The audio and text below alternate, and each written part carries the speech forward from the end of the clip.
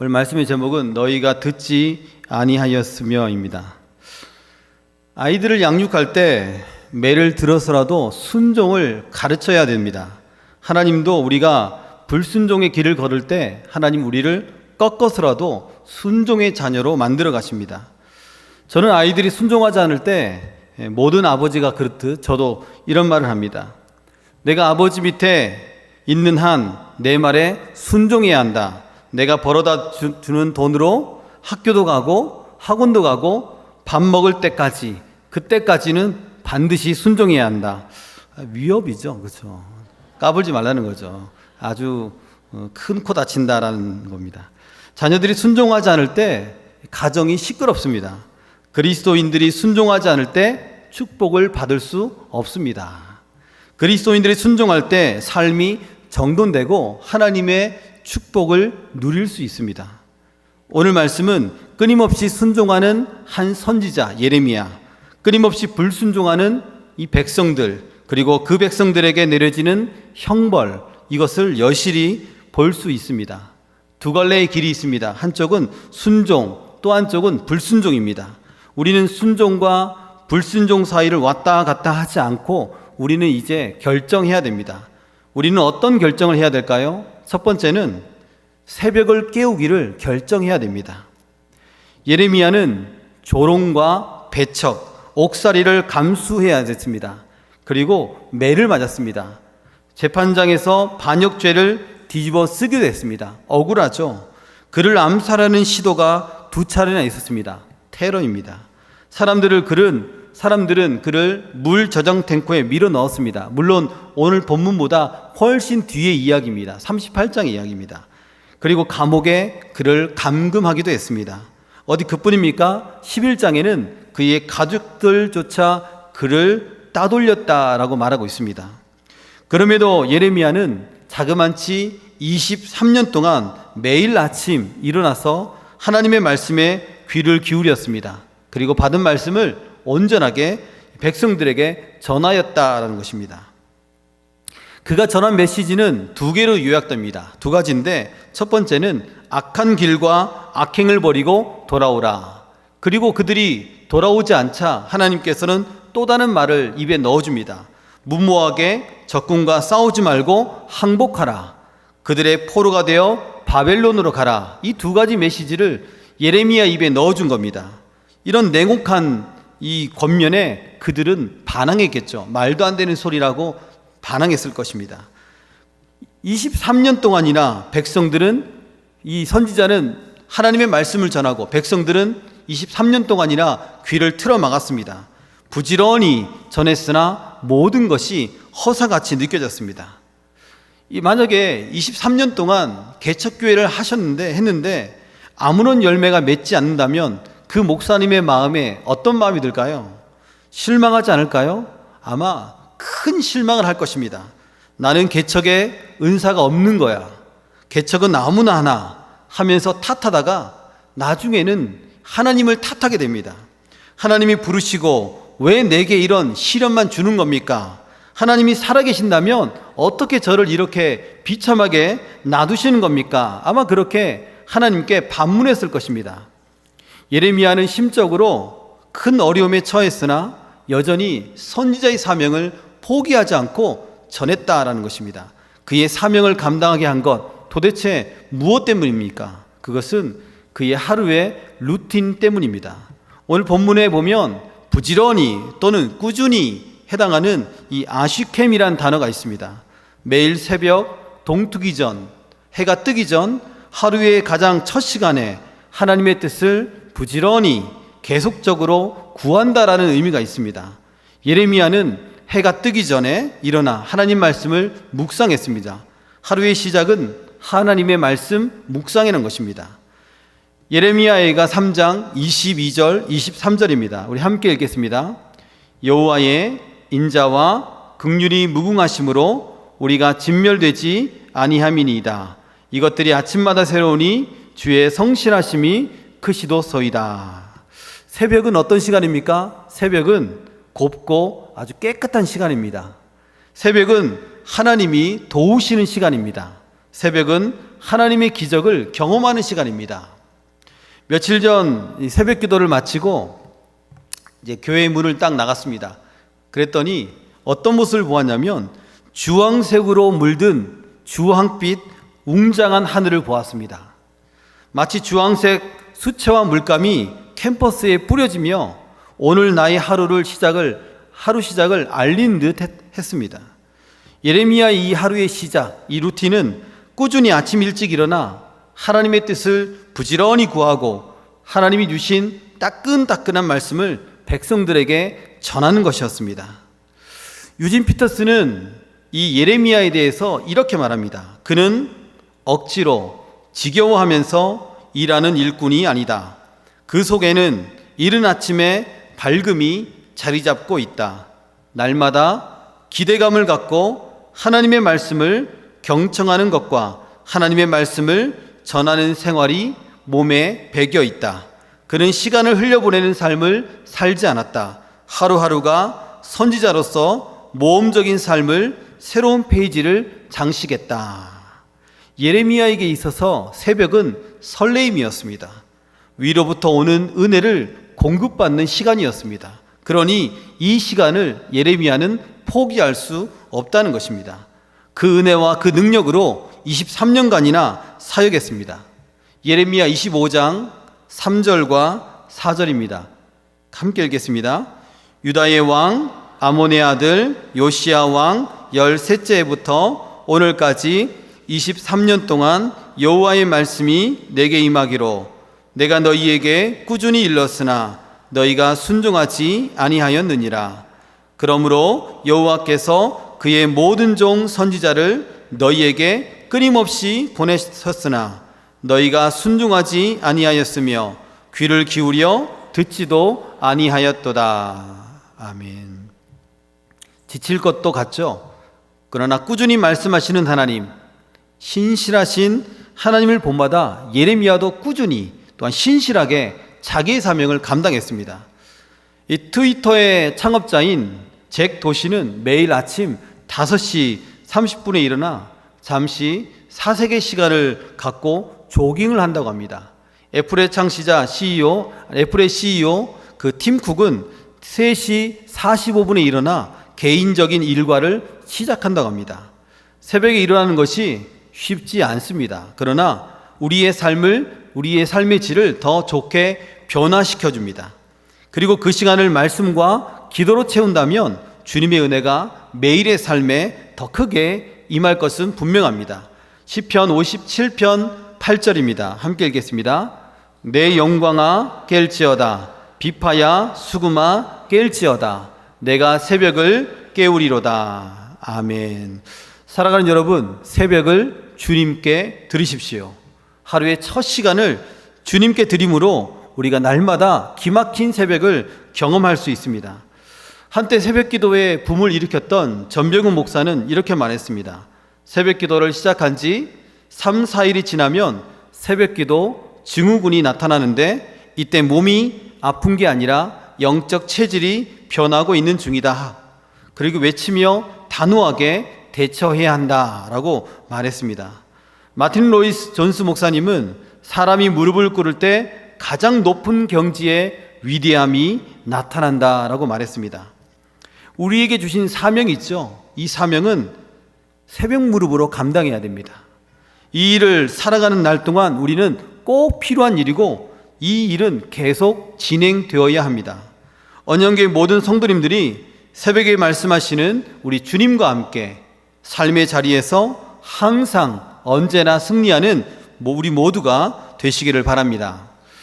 두 번째는 무엇입니까? 새벽을 깨우는 사람, 그리고 촉촉한 주님의 은총 안에 거하는 사람이 되어야 합니다. 하나님께서 선지자를 보냈다는 것, 그것은 무엇입니까? 기회가 있다는 걸까요? 기회가 없다는 걸까요? 아직 기회가 있다는 겁니다. 그들이 하나님의 말씀을 귀담아 듣는다면 상황은 얼마든지 변할 수 있다는 것입니다. 그러나 그들은 악한 길과 악행의 길에서 여전히 떠나지 않았습니다. 위험한 길을 걷고 있습니다. 위험한 길이라면 그 위험한 길이라도 그 길이 가치 있는 길이라면 걸어야 되는데, 그런데 악한 길은 그럴 만한 가치가 없습니다. 그런데도 굳이 이스라엘 백성들은 그 길을 가겠다고 버티고 있습니다. 하나님께서 그러면 이 백성들에게 불가능한 것을 요구했습니까? 그렇지 않습니다. 단지 다른 신을 쫓지 말라라고 말했을 뿐입니다. 그것만 하면 된다라고 말했습니다. 너무 쉽고 너무 간단한데 이것을 못한다고 합니다. 예레미야 25장 6절에 너희는 다른 신을 따라다니며 섬기거나 경배하지 말며 너희 손으로 만든 것으로서 나의 노여움을 일으키지 말라. 그리하면 내가 너희를 해하지 아니하리라 하였으나. 너무 간단한 겁니다. 쉬운데 안 되는 겁니다. 이스라엘 백성들이 광야에서 불순종하여 하나님과 모세를 원망했을 때를 기억해 보십시오. 하나님은 불뱀을 보냈습니다. 그리고 이스라엘을 심판했습니다. 많은 사람이 광야에서 널브러져 죽었습니다. 불순종의 대가가 참혹했죠. 그때 모세가 하나님께 기도했습니다. 하나님께서 놋뱀을 장대에 매달라라고 말씀하십니다. 그 놋뱀을 보는 사람은 살 것이다. 보지 않는 사람은 죽을 것이다. 너무나 간단했습니다. 어떤 사람은 순종해서 그 놋뱀을 보아 살았고, 또 어떤 사람은 불순종하여 그 쉬운 일을 하지 않고 결국 광야에서 죽어갔습니다. 우리는 말하지 않습니까? 예수님만 믿으면 영생을 선물로 받을 수 있습니다. 너무 쉬워서 그들은 믿지 못하겠다 말합니다. 속고만 사는 것 같습니다. 정말인데 사실인데 그들은 손사래를 칩니다. 그걸 바라볼 때 어떤 마음이 듭니까? 가슴이 아파옵니다. 예레미야의 마음도 그럴 것 같습니다.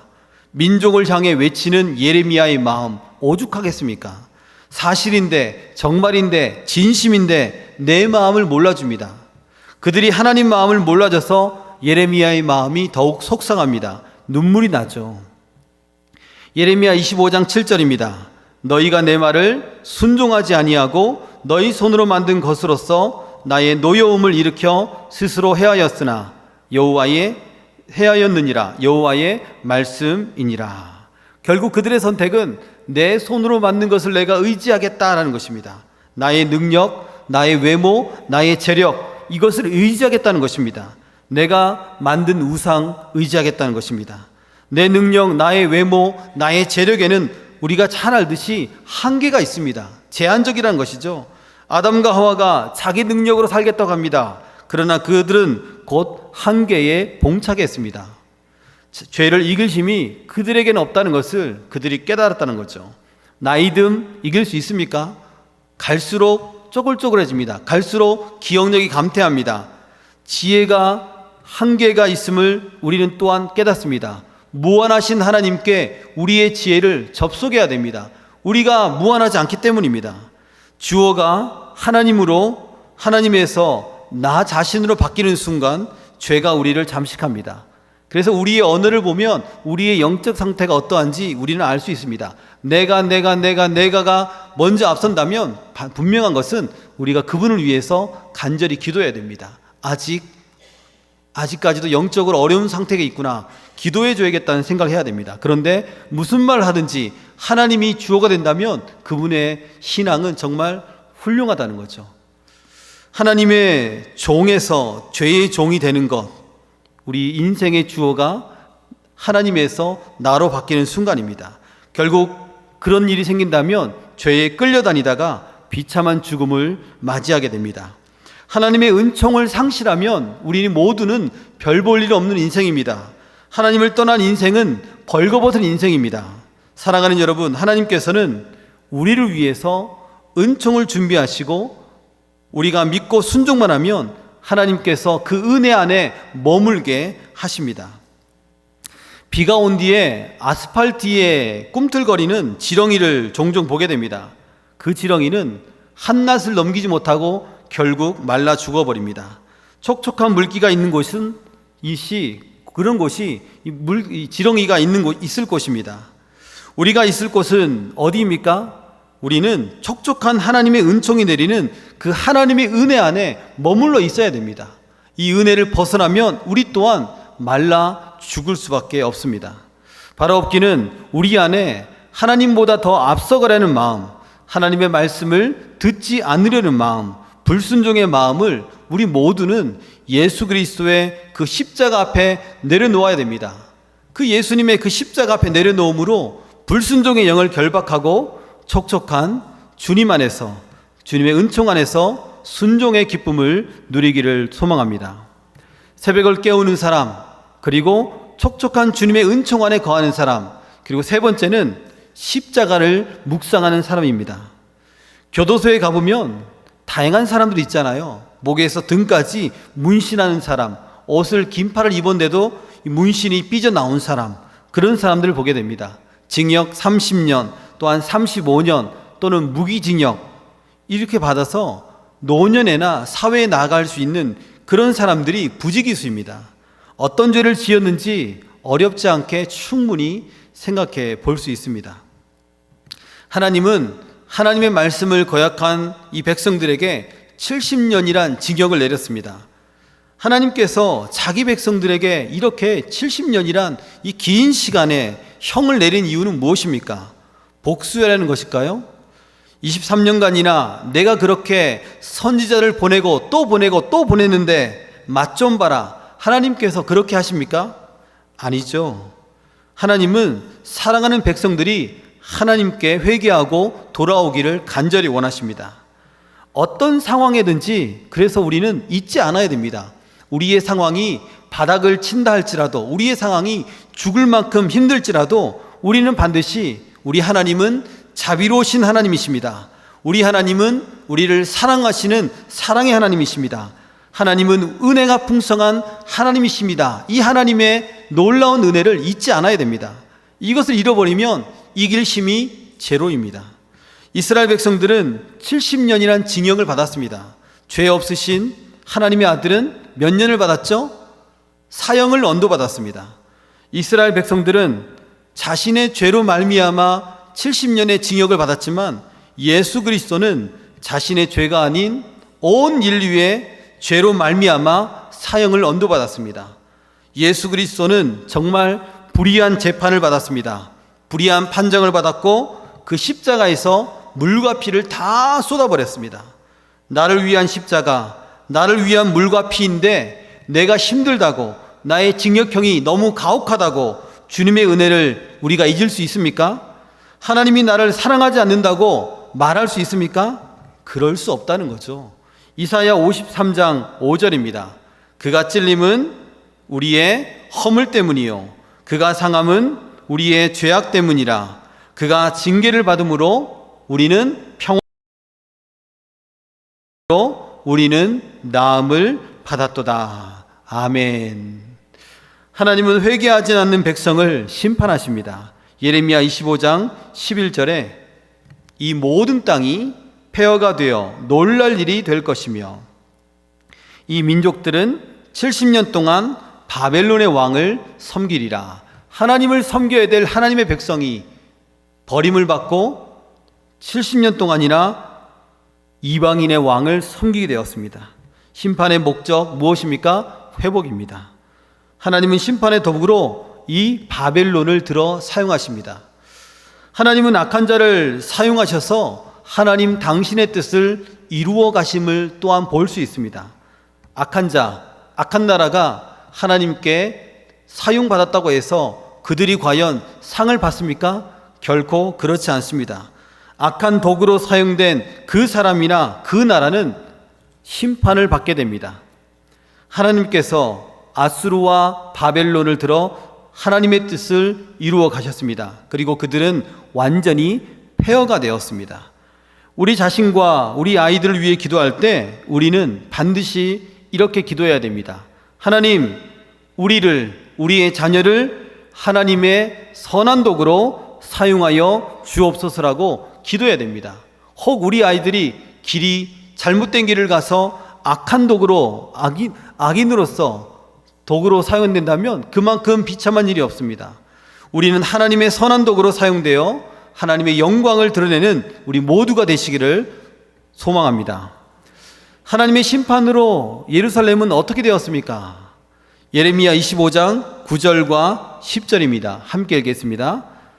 보라, 내가 북쪽 모든 종족과 내 종 바벨론의 왕 느부갓네살을 불러다가 이 땅과 그 주민과 사방 모든 나라를 쳐서 진멸하여 그들을 놀램과 비웃음거리가 되게 하며 땅으로 영원한 폐허가 되게 할 것이라. 여호와의 말씀이니라. 내가 그들 중에서 기뻐하는 소리와 즐거워하는 소리와 신랑의 소리와 신부의 소리와 맷돌 소리와 등불빛이 끊어지게 하리니. 아멘. 비참한 일을 얘기하고 있습니다. 끔찍한 일이 벌어질 것을 말하고 있습니다. 가정에서 우리 아이들의 깔깔대는 웃음소리가 사라진다고 말합니다. 요란하게 울리는 아침밥 짓는 소리가 사라지고 저녁에 어둠을 밝히던 가로등과 전등이 사라집니다. 그 사람들의 일상은 온데간데 없이 사라져 버린다고 말합니다. 불순종의 대가가 이와 같이 비참한 결과를 초래합니다. 사랑하는 여러분, 바라옵기는 일상의 삶에서 주님의 그 십자가를 묵상하시기를 바랍니다. 십자가의 은혜를 생각할 때 우리는 순종할 수 있습니다. 십자가의 은혜를 생각한다면 하나님의 이 징역살이를 면할 수 있습니다. 말씀을 맺겠습니다. 사랑하는 여러분, 하나님은 새벽에 갓 구운 빵과 같은 이 신선한 은혜를 공급하십니다. 성도는 은혜 없이는 살아갈 수가 없습니다. 10년 전, 20년 전 그 은혜 가지고는 이 현재를 살아갈 힘이 우리에겐 전혀 없습니다. 신선한 은혜가 지금 우리에게 필요합니다. 그러므로 우리는 새벽을 깨웁시다. 새벽에 도우시는 그 하나님의 손길을 붙잡읍시다. 새벽에 말씀하시는 주의 은혜를 경험합시다. 그 은혜 가지고 순종하여 촉촉한 주의 은총 안에 거하기를 바랍니다. 그리고 날마다 그 주의 십자가, 그 십자가로 일상에서 승리하는 우리 모두가 되기를 간절히 소망합니다.